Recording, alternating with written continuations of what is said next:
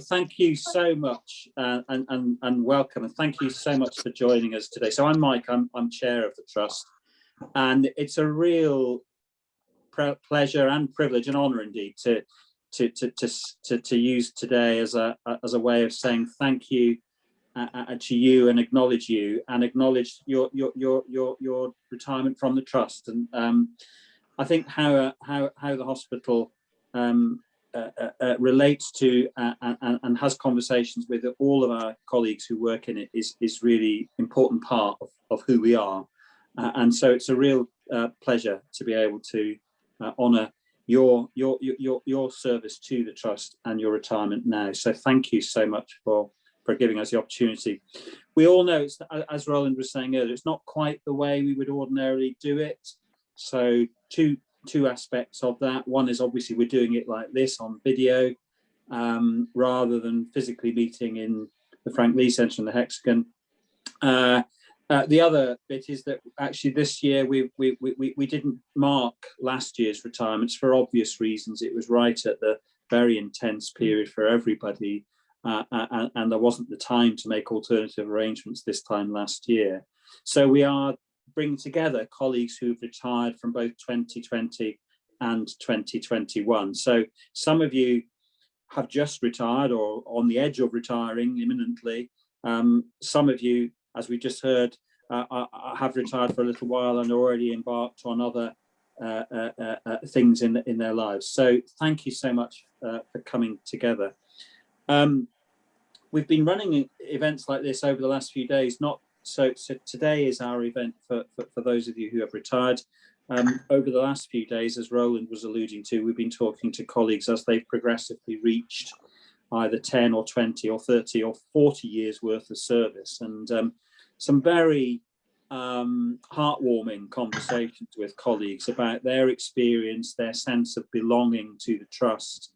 And I hope for those of you who retired, that sense of belonging, that sense of the trust caring about you, and that sense of, you know, you still being part of, so to speak, the Addenbrooke's family, still feels the case. I know when people retire, sometimes they can begin to feel just that little bit distant, but I hope for many of you, you are able to maintain your friendships, your relationships, your knowledge, and your connection with the trust in some shape, form or other. Because I think one thing I've learned from the last few days is just how much so many people feel deeply attached to the hospital.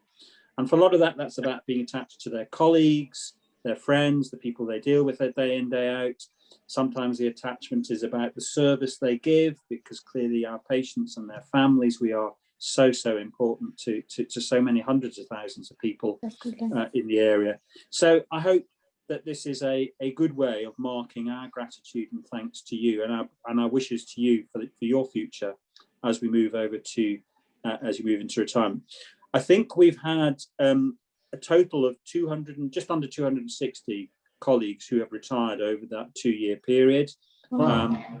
So roughly the same number, again an odd number, between 2020 and 2021. And it's so fantastic to see so many of you here today. So without further ado, I'll hand over to Roland. So Roland.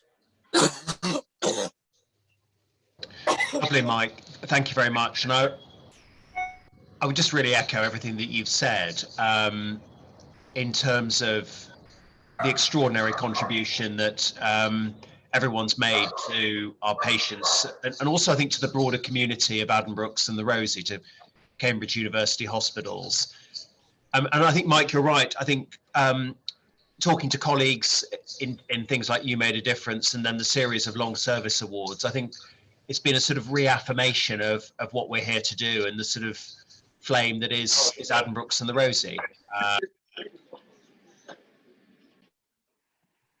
I just got muted for some reason.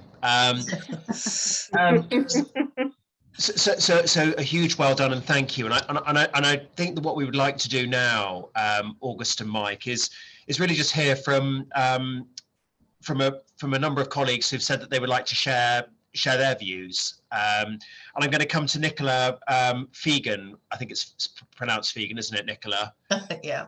Yeah. And then after Nicola, I'll come to Lynette Kamata. But Nicola, could we start with you? Would you like to offer some reflections? So I retired in July 2019, which I don't know where those 2 years have really disappeared. I worked in the Rosie as the matron. I went there to be the gynae matron and ended up being the gynae and inpatient maternity matron, which was a challenge as I wasn't a midwife. And I then decided to retire after just over 15 and a half years of actually working in that role, and then went into occupational health. So I haven't actually completely severed myself from Adam Brooks. And I think I was really glad that I could make a difference in the sense of I was just, because the job was so full on at the Rosie, that to actually completely retire for me just wasn't what I needed to do. I just needed to step back and have a bit of work-life balance, which I feel I have, because I just work Mondays to Wednesdays, so that's grand. And been involved a lot with the COVID helpline when that was set up. And yeah, I just felt that I was, contributing back in, even though I was in a much more junior position. I think what I've learned is that obviously your experience goes with you whatever role you're in, and hopefully trying to make a difference there too.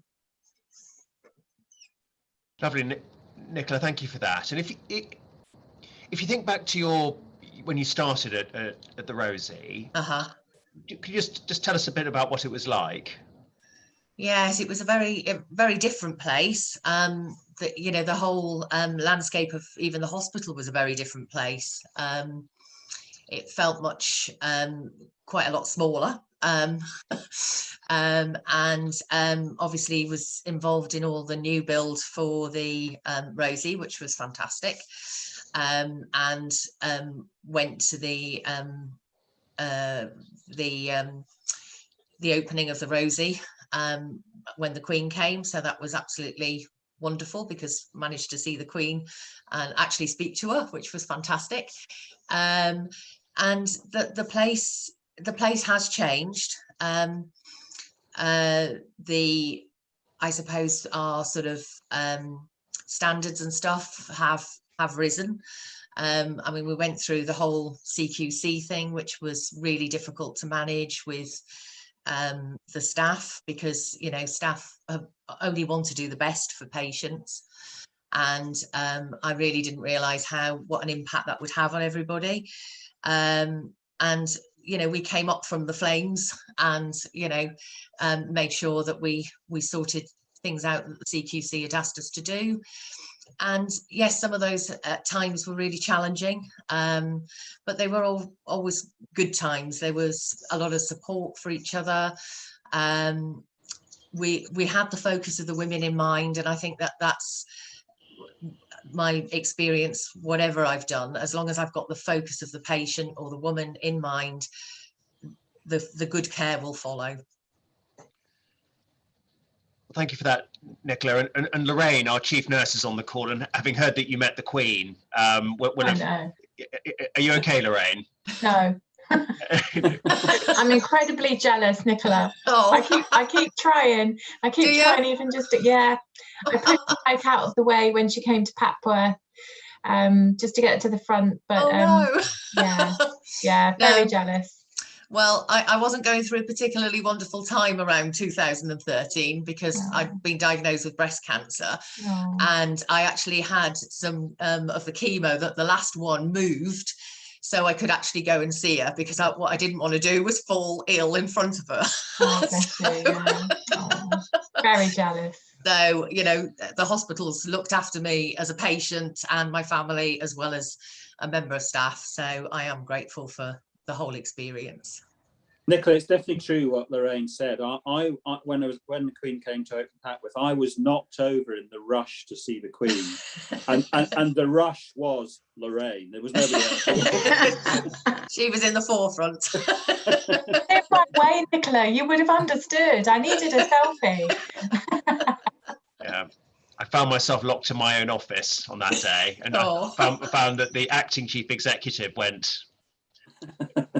And Nicola, if you had sort of a message to all of us, I mean, you're still obviously with us, what would it be if we think about the next 250 years of Addenbrooke's and the Rosie? What would you want us to take forward? I think, you know, we can always improve on what we're doing. Never be complacent in what we do. Never think that we're the best. Always make sure that we've got that sort of knowledge and the wider sort of picture of how we deliver care. And, you know, always look after staff. I mean, I think that's, you know, a huge thing. I hopefully looked after people that I managed. They gave me a lot from, you know, the management and their experience.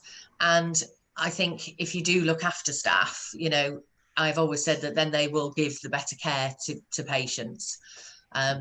You've got to look after them to provide that care. Those are very centering comments, aren't they, Nicola? I think, you know, through the ups and downs of life, through our own challenges that we face as individuals, and it's very powerful of you to say, you know, the care that we provided to you personally, it's trying to stick to those values, isn't it? Of looking after the patients and looking after each other. Yeah, definitely. Yeah. So Nicola, thank you so much for your words. I'm going to come now to Lynette Kamata, and then after Lynette to Amanda Lusby. So Lynette, I can see you're here. Lovely to see you. How are you? Thank you. I'm good. I'm good. Would you like to just offer some reflections, some comments? Yeah, what a coincidence to speak after, what was her name again? Don't we just spoken? Nicola. Oh, yeah, such a coincidence to speak after Nicola. When I came to this country, Addenbrooke's was my first hospital, and my entry point was the Rosie Theatres. Okay. And I remember working with the midwives, and we worked as a team. Enjoyed my work there because I had not been in an obstetric theatre before. And that was where I learned a lot of things, you know, regarding the obstetric theatres. And the one most exciting moments were when there was an emergency in the just around the corner in the Rosie, and they say, we are coming and the baby is going to be born within 5 minutes. And they, as a scrub nurse, you just go into the theater, set your things ready. The midwives would come running with the bed, and the anesthetist is there, and the baby will be born in 5 minutes. That's what I enjoyed most. And then, of course, taking care of the mothers, as the nurses in the Rosie Theatres used to take the recovery, helping the family, or the husband and the mom, or the assistant there, to help the baby come on, latch on the breast for moms, because I have a midwifery background from my home country, although I didn't practice it here. Those sort of skills came back, and I was able to help the mothers, you know, in that aspect, and also reassure. And I was there for 2 years and 7 months. That was 2005 to 2007. And I enjoyed the skills that I learned there in the obstetric theatres. So there was this rotational program of, I think there must have been a shortage in the critical care area. I'm not sure exactly, but I thought I had something like that. So there was a rotational program in the critical areas, like the NCCU, ITU, and the oncology, both in the D9 and the community. What do you call it? I said NCCU, ITU, D9, and the community. CDU then had come into existence, and then there was the emergency department. So they were paired. Emergency department was paired with the MCCU. D9 was paired with the community, so that if you nurse the patients in D9, you'd follow them in the community. Yeah. CDU was paired with ED. Yeah.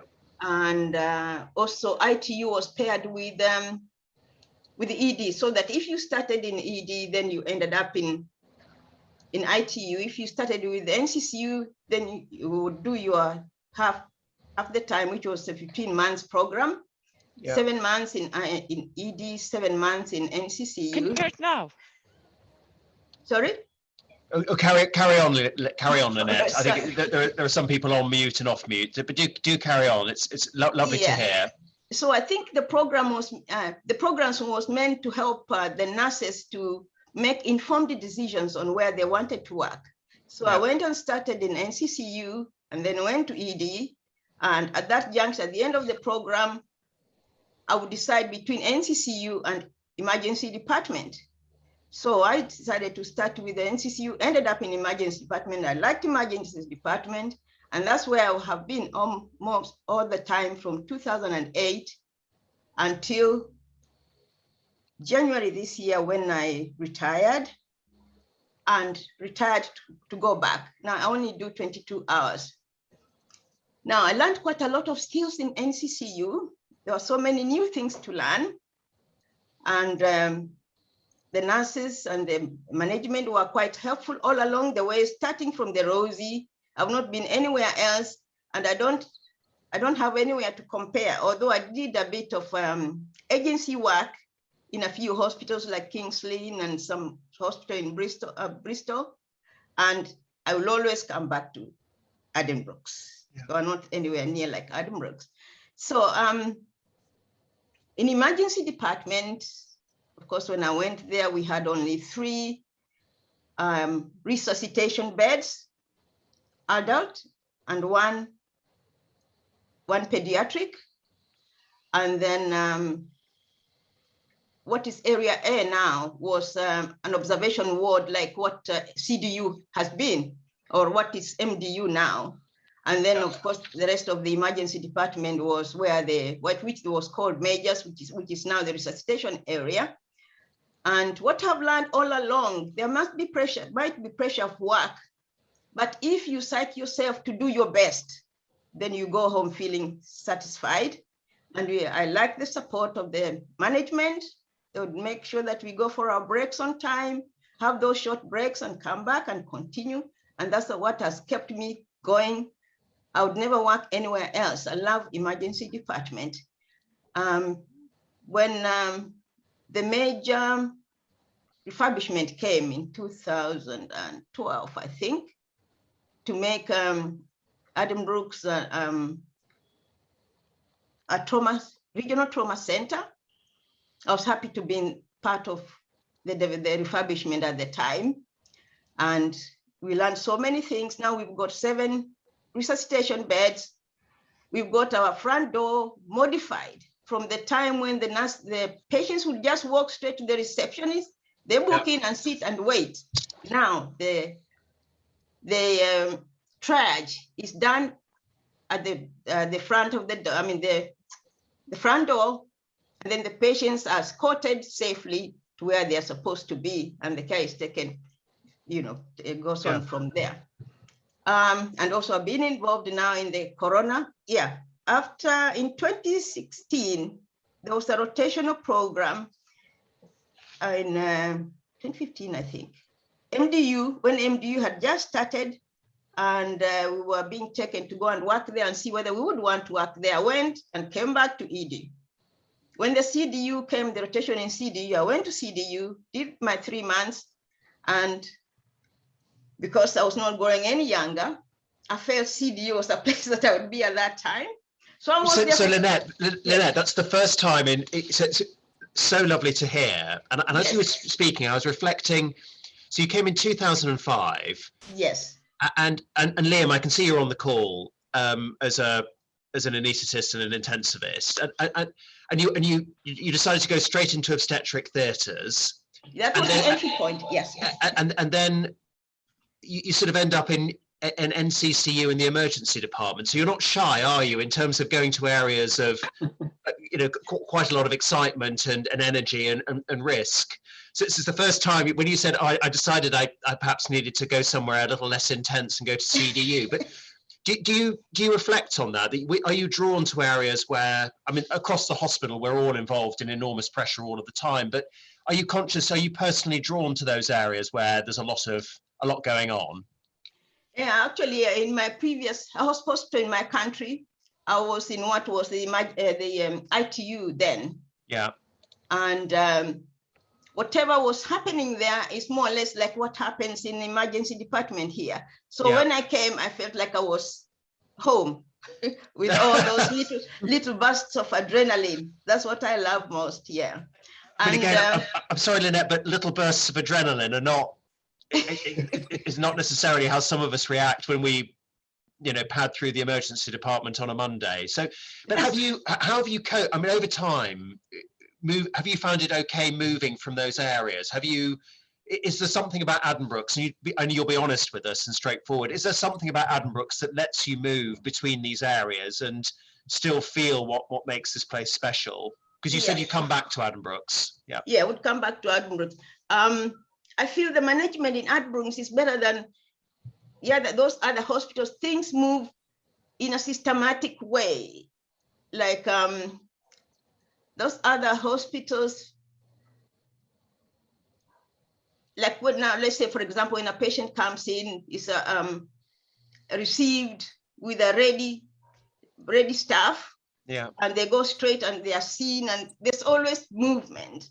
The other hospitals where I was during the short period I did the agency work for 3 months, I would see patients would just come and be put on the corridor to wait. Yeah. And then somebody will pick them up later. And then when they come, they're just seen, and the rest of the things are done in the wards. But here, most of the things seem to have to be done in emergency department, and the patients go to the ward with a plan. So that the ward staff just takes it up, and That's really helpful for us, Lynette. And then two final questions before we come to Amanda Lusby. And Amanda, I can see you there. Welcome. So Lynette, yes, just briefly, two final questions. And the first question is, just tell us one thing about what it was like in 2005 when you started here. What did it feel like and look like? When I came, the difference that there was between where I was working before, which was in Kenya, was that there was a lot of technology, advancement in taking patients' care. Like we still use those thermometers which you shake. When we came, when I came to the Rosie, I found we had the ones that we use the probes. Although there's been an improvement as we went along now, with the ones that we take the temperature in the ears. So we have found those that you take them in the mouth, but then you still have the probe to protect one patient from the other. That's okay. So that was something that struck you when you arrived, and if you were giving us all one piece of advice or one thing that you would really don't lose this here at Addenbrooke's and the Rosie, really keep going with this, what would be the one thing you'd want us to take forward from all of your experience across obstetrics, NCCU, ED, CDU? What's the thing that we've got to keep hold of? Yeah, hold of taking care of the staff. Yeah. Because the half staff will take care of the patients. Yeah. And but I tell you what, that's one that's yes. What I mean by taking care of stuff, like when they're at work, find out how they are coping with what is happening. Like when we have those bouts of being busy, and also generally what I find that the educational opportunities are fairly good here. When staff education is improved, or when they are encouraged to advance, to develop themselves, they become happier. So education and training, and then listening to staff. And I think, Lynette, on that's interesting. So I mean, David, where the workforce director, Mike and I, and Lorraine and others have been reflecting on this. I think we did some really good listening exercises over the last 18 months that sit alongside the other things that we're doing. But at the moment, David, I know we're reflecting, aren't we, on do we need to have a deeper set of conversations with colleagues, given what's happened in the last 18 months, to really understand how people are? So Lynette, thank you so much for your words and sharing with us your journey here at Addenbrooke's and the Rosie. Could I come on then to Amanda? Amanda, welcome. So hello, and you're on mute.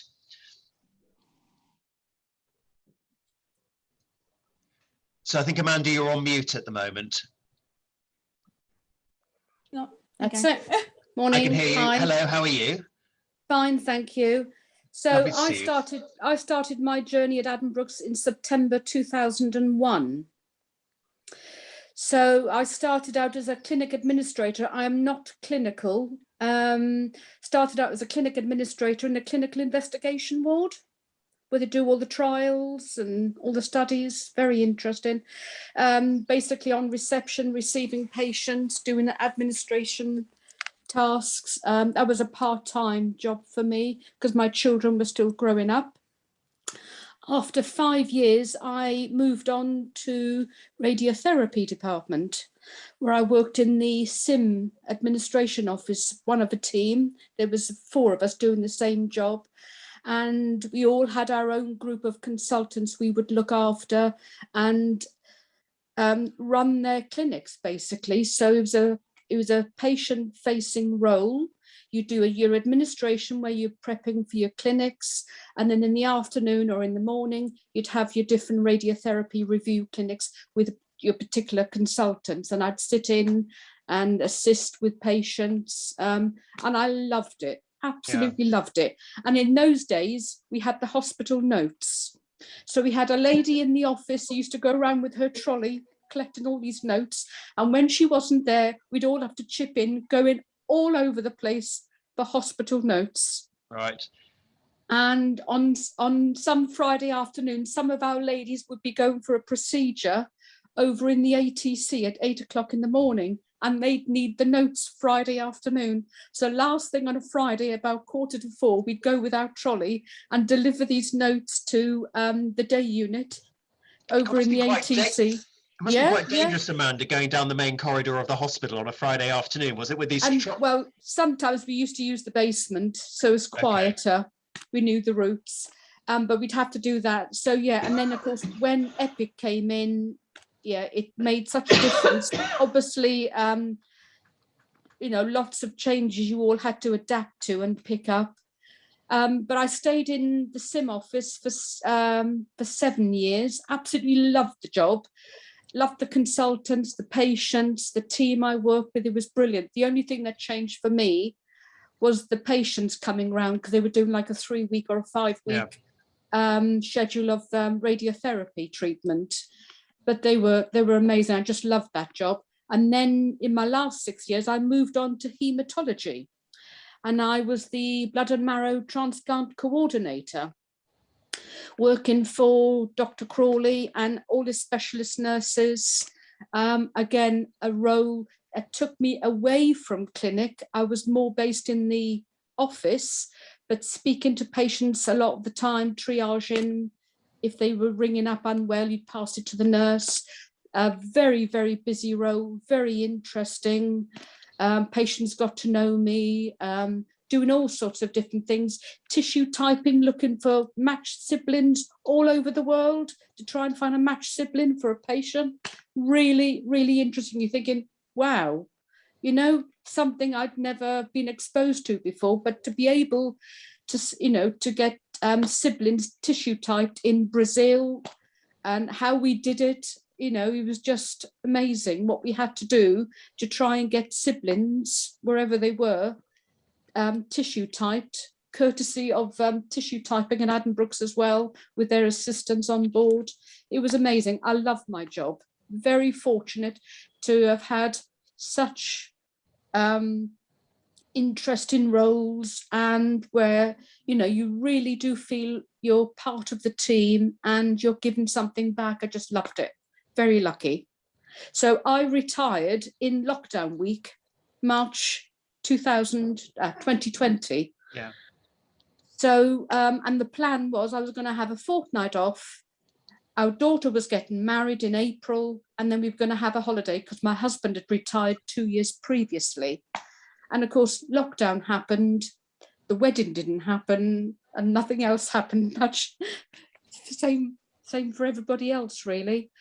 So yeah, but I was very, very lucky to have, particularly, I mean, the first role was really good. It gave me a good grounding of administrative tasks because I'd done admin previously, but then to move on to radiotherapy and take all that knowledge and experience with me to the hematology bone marrow team, because some of those patients had to go through radiotherapy as part of their treatment as well. So it really helped me, you know, a lot of skills and knowledge I picked up. So I found it very, very interesting, very lucky indeed. So, yeah.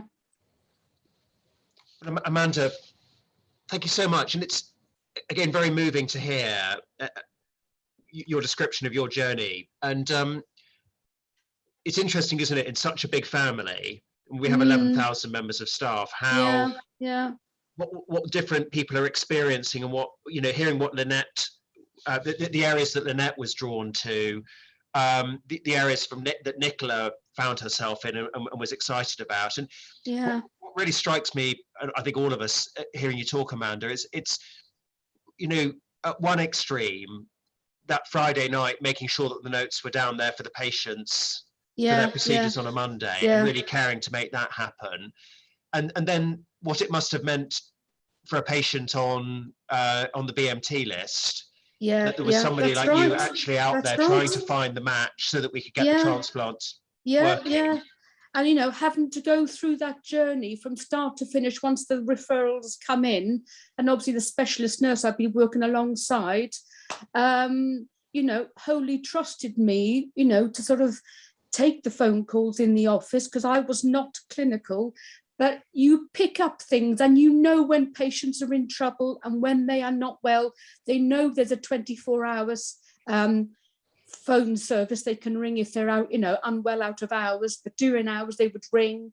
And you get to sense, you know, when a patient is not well and this needs to be flagged up to the nurse now, you know, it's pretty scary stuff, isn't it? I mean, well, it is, but you know, you're on the journey with them, you know, and you'd be booking hospital transport for them, translators for them, hostel accommodation.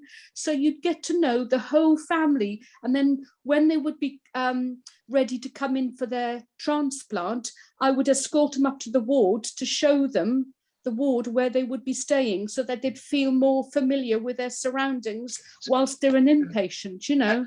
Yeah, and Amanda, again, really very moving to hear the interactions you were having with the patients and their families, but also hearing you talk. You've really been working in areas that are at the absolute cutting edge. And, So felt very privileged. I mean, clinical when trial. I'm going back when I was 16. Unfortunately, I didn't have the best of education because my mum moved me around from time to time, but I'd always wanted to be a nurse. But I didn't have the best start, and I lost interest basically, so I never went that route.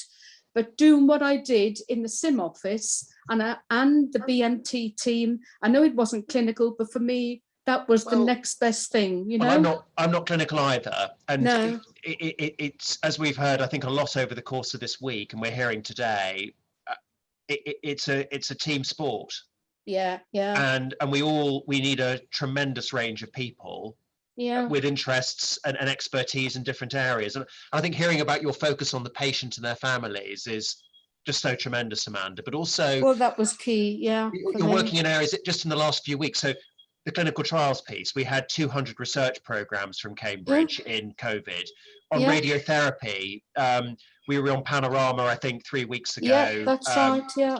And then if you look at transplantation, I think we are one of only 2 centres in the UK to provide all of the transplants across all organs. Yeah.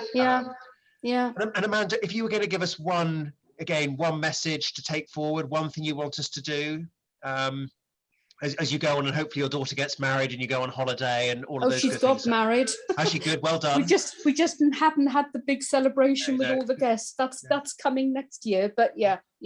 But before we come to Tracy Brooke, who I think is here, what's the one thing you'd like us to take forward, Amanda? Well, for me, I mean, coming to Addenbrooke's, you know, you've got a whole range of different departments and opportunities there. So if you're going to Addenbrooke's, obviously you would apply for a particular role that you would want to do. But there's so much scope to move around, to gain different experiences, different, you know, it was just amazing. I mean, I could have gone probably onto nurse training had I studied, but yeah, it's just so many opportunities there. I think for staff, for youngsters coming in, there's, you know, potential to grow. And I think, you know, looking after your staff, yes, is key, but also for me, was the patients. The patients were priority for me, looking after them, you know, very special, and their families. So, yeah. So Amanda, I think, I mean, Lynette and Nicola, I'm looking at you as well. I think these messages around supporting and protecting staff, thinking about the patient, but really giving people the chance to progress and develop and be exposed to new experiences is big. Yeah, and working in a care environment was just, well, just amazing. I loved it. Loved my time there. And if I had it all over again, I'd probably go back a lot earlier when I was younger and maybe even consider the nursing path. But yeah, I loved it. Well, loved the team I was with. Very fortunate. Well, Amanda, thank you so much for sharing your thoughts and your reflections. It's lovely to hear. And I mean, we could carry on, but I'm now going to come to Tracy Brooke and then lastly Jane Boreham before I just read out a couple of words from Irene Masawi, and then we'll draw to a close at 11 o'clock. So, Tracy, could we come to you, Tracy Brooke, and then Jane Boreham. Tracy, are you there? I did see you. Yes, I'm here. Hi, how are you? Lovely to see you. Hello, good morning, everybody. My name is Tracy Brooke. I'm 64 years old, and I joined Addenbrooke's on the 16th of November 1992. And believe it or not, I was a Saturday girl. So they decided to try something new in general medicine to see if a Saturday ward clerk would help out the ward clerks in the week. So from there it progressed and it worked so well. I then became a Sunday girl as well. And eventually when my son became old enough, I started working full time on Ward D10. I've always worked for general medicine. I'm not a surgery girl at all. I always liked general medicine. I've met some fantastic people over the year. Obviously, you know, I'm in my 29th year now. I did retire and return, so I am still working on D10 as a ward clerk. Good. It's just such a wonderful place to work. And up on D10, we're only a small team, but we're a family. We're not a team.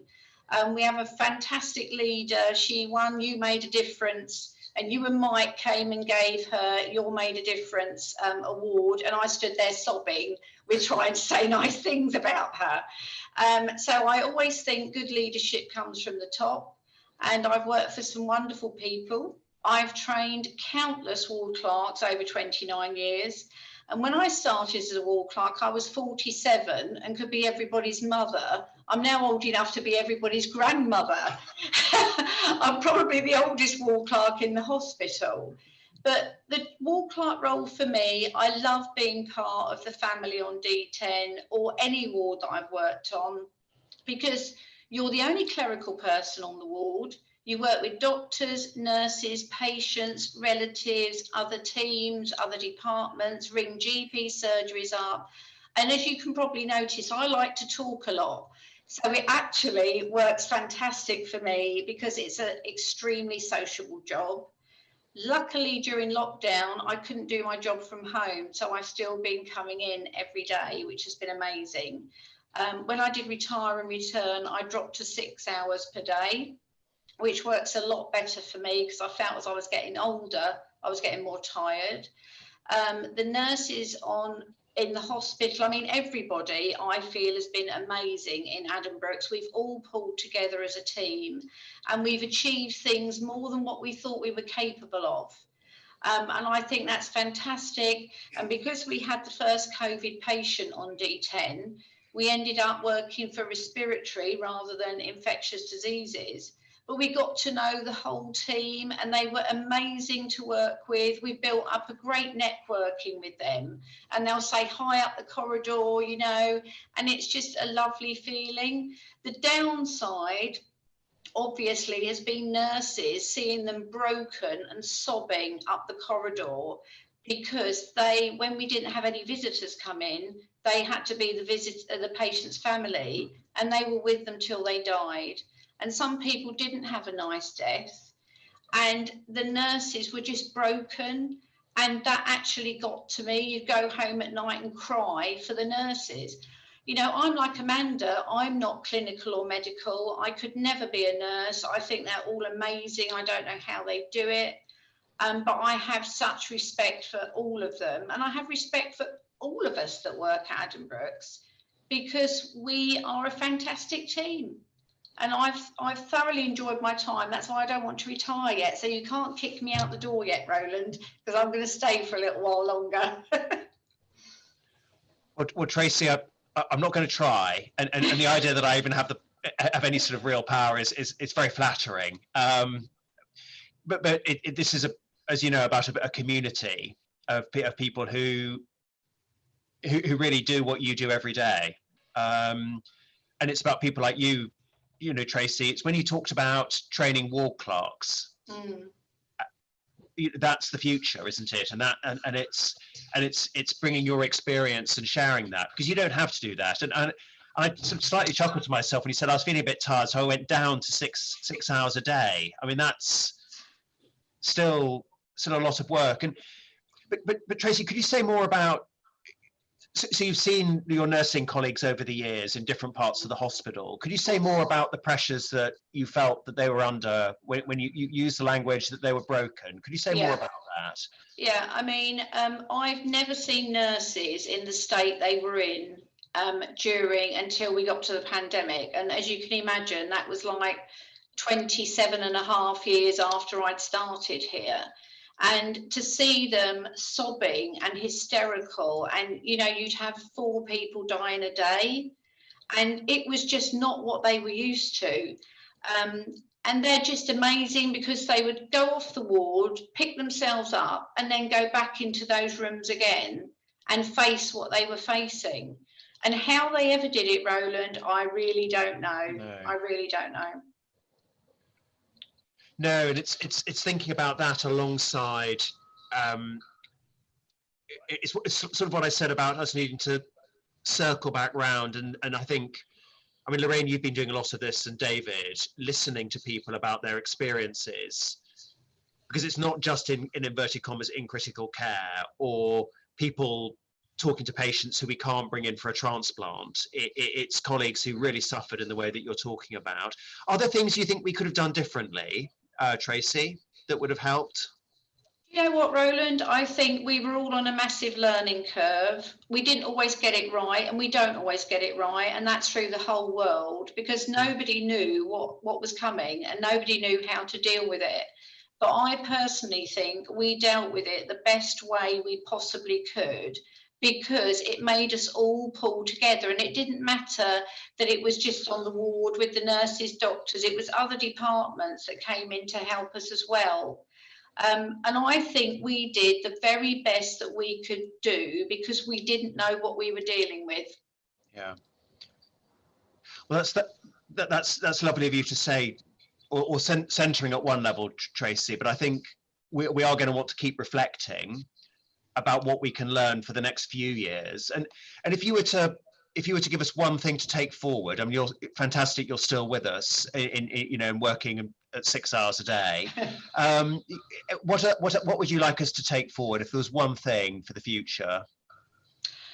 Do you know what? I think we do such a fantastic job. I think we all have a listening ear. As the other ladies have said, you have to look after your staff. And we did look after our staff through the pandemic, even though they were broken. We had a fantastic boss who would bring them in the office. She would talk to them quietly, let them have a good sob. Chaplaincy were amazingly supportive. They were fantastic. I can't fault them at all, you know, and they've had crying nurses and people to deal with and help us as much as they possibly can. So I think for me, Addenbrooke's is all about being a massive family, and we are a massive family, and we do care about each other. And I think for me, the whole experience of 29 years, I wouldn't have stayed here 29 years if I didn't absolutely love the job. And I wouldn't have stayed as a ward clerk, because I'm still a band 2, but I still carried on because I absolutely love it, because it's a fantastic job. Lovely. So Tracy, thank you so much for that. And I would love to carry on. I'd like to ask you about 1992 and lots of things, but I'm conscious of time, Tracy. So we're taking listening ear, do all you can, don't beat yourselves up, keep going. Absolutely. So Tracy, thank you so much. And Jane Boreham, could we come to you? And lovely to see you. I can see you're right in the middle of my screen of 30 or so. So welcome. And you're just on mute, I think, Jane.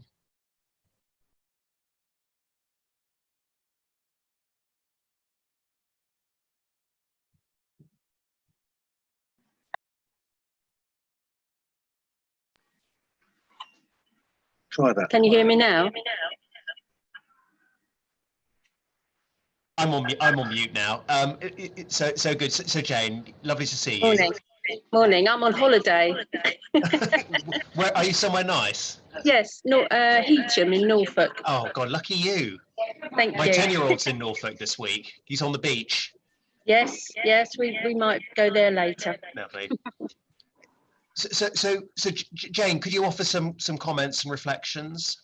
Yes, I started in intensive care in 1982 with John Farman, who was the consultant anaesthetist, and Professor Khan, who would have been one of the surgeons, Sisters Dodds and Fromont. And then I later joined the orthopaedic wards. Later on that year, I only stayed there about 6 months in intensive care. Shall I carry on? Please do. Yeah. Just lovely to hear. Yeah. Back in 1982, when Prof. Khan did his first liver transplants, or one of his first liver transplants, we didn't even have a blood bank in intensive care level 3. So as a staff nurse, I found myself running backwards and forwards to the theatres and back to get the blood for transfusions. That's how things have changed since I first started.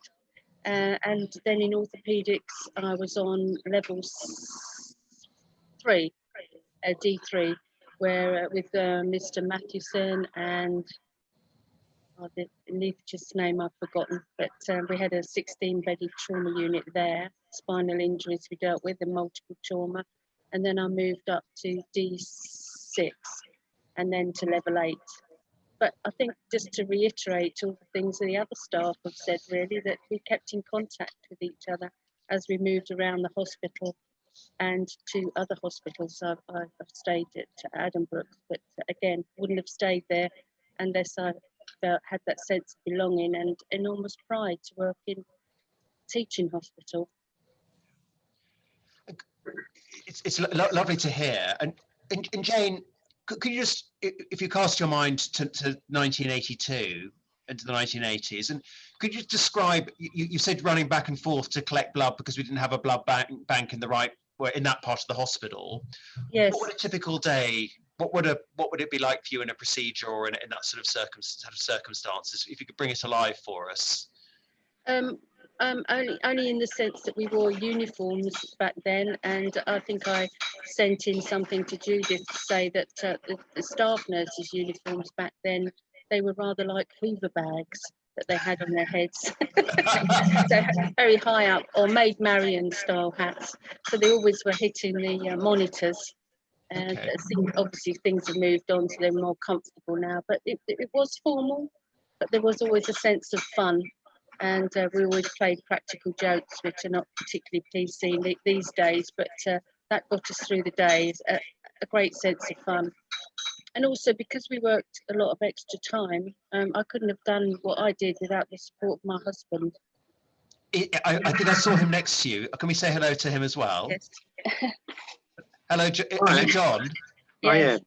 Hello, lovely to meet you, John, and welcome. Lovely to meet you, yeah. Yes, he used to put up with me going early and staying late, as do most other halves when you work for the NHS. But he's always been very supportive. And Jane, well, John, thank you for your support. And Jane, when you were coming in, what sort of hours were you working when you were working in some of those cases? I think we used to work officially 8-hour shifts, and we used to be able to park straight outside the hospital, and we used to have a sisters' changing room back then. And then I can't remember. We went away for breaks and things like that. I don't really remember. Yeah. Just remember that we all mucked in, and everybody. Although there was a hierarchy, and there still is a hierarchy, and there needs to be, everybody just pulled together and helped each other. That's lovely to hear, isn't it? So a very strong sense of, yes, there was a hierarchy, but it was a team. It was a team. I hesitate to say you wore Hoover bags on your heads, but that's what you said. So I'll repeat that. Yes. What about when you said you had fun? Yes. And some of it wasn't terribly politically correct by today's standards. What sort of things are we talking about that are printable and recordable? Anything you'd like to share? So don't tell him, Jane.